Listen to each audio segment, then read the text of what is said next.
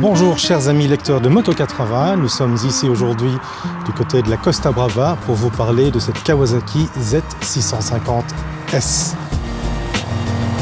Dans cette moto, on va d'abord un petit peu la replacer dans la gamme Kawasaki, la gamme Z, donc la gamme des Super Naked, les roadsters de Kawasaki, qui a eu la bonne idée de nous proposer vraiment une gamme hyper complète qui part de la 125, puis ensuite la 500, la 650, la 900, la 1100, pour terminer par ce missile, un petit peu cet extraterrestre qui est la ZH2. Cette Z650S, elle se situe donc exactement au milieu de la gamme. C'est une moto idéale que Kawasaki destine aux nouveaux motards et aux jeunes, évidemment, avec une cible qui se situe généralement entre les 18 et 25 ans et aussi pas mal de femmes. Et c'est une moto qui marche relativement bien chez nous, un petit peu moins bien que la Z900 qui est vraiment la meilleure vente de Kawasaki du côté des roadsters en Belgique. Alors en 2026, cette Kawasaki Z650S, elle va coexister avec celle qu'elle va remplacer dès l'an prochain, qui est la Z650.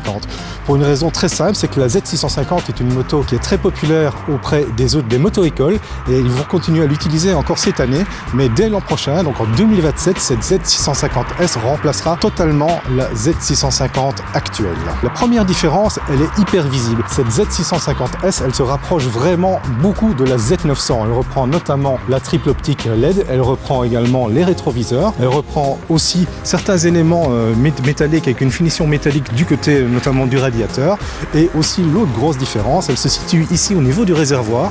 avec ces écopes en plastique qui sont venus s'ajouter au niveau du réservoir pour donner plus de volume à la moto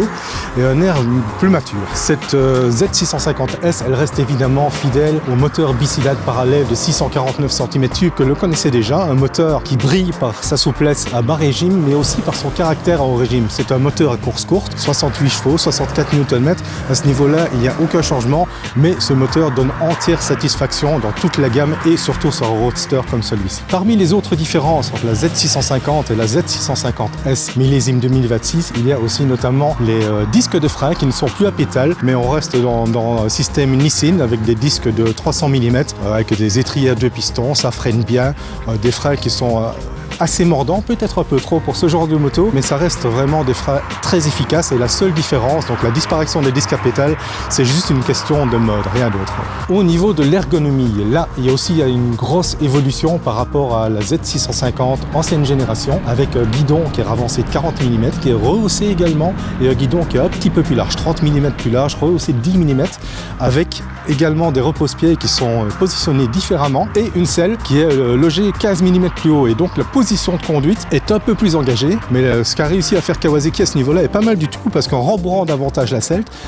elle est encore plus confortable que la génération précédente. Elle offre une assez bonne mobilité, même si c'est pas la plus grande qualité de cette selle, mais en tout cas la position de conduite est plus engagée, plus agréable, et sur les routes qu'on a pu tester aujourd'hui, on a eu la confirmation que le comportement de la moto est un petit peu plus sportif que sur la Z650 d'ancienne génération. La seule grosse évolution est l'arrivée d'un quick shifter à la montée uniquement qui est proposé en option. C'est une option qu'on va naturellement recommander à tous les utilisateurs, puisque sur ce genre de roadster, c'est vraiment un équipement qui est bienvenu, qui facilite la conduite, et sincèrement, je pense qu'on doit être aux alentours de 280 €. C'est une option qui vaut vraiment la peine. En Belgique, nous aurons aussi la chance d'avoir deux versions spéciales qui seront proposées de cette Kawasaki Z650S, qui sont la version sport et la version performance.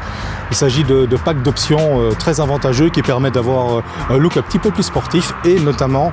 du côté de la performance, on a une ligne Akrapovic qui est pas mal, qui est belle, qui assure une belle sonorité, mais comme vous pouvez le voir ici, le pot d'échappement d'origine sur cette Z650S est déjà très élégant et très réussi, et la sonorité est vraiment très agréable.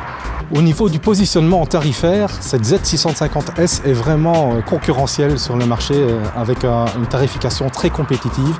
On est à 7 499 en Belgique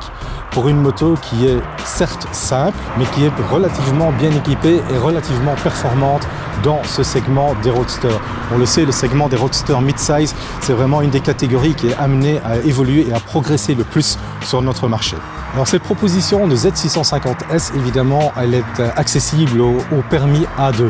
et c'est clairement l'une des cibles de Kawasaki avec cette moto qui vient compléter, je l'ai dit, une gamme qui est déjà fort complète, à un tarif concurrentiel avec un style beaucoup plus Sugumi qu'auparavant. Donc le style Sugumi, on le sait, c'est cette philosophie stylistique, ce langage stylistique développé par Kawasaki pour sa gamme Z et qu'elle implémente au fur et à mesure sur les différents modèles.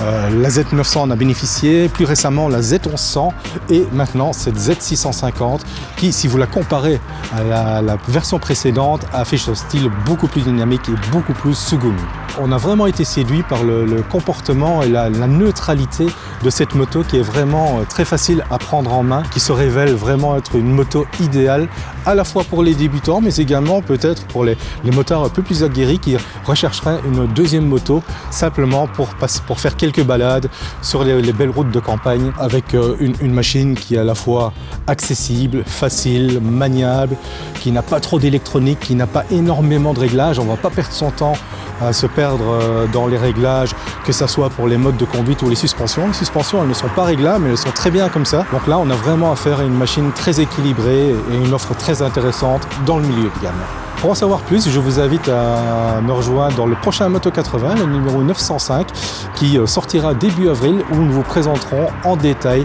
cette Kawasaki Z650S, qui est l'une des arrivées, l'une des nouveautés les plus importantes de Kawasaki cette année.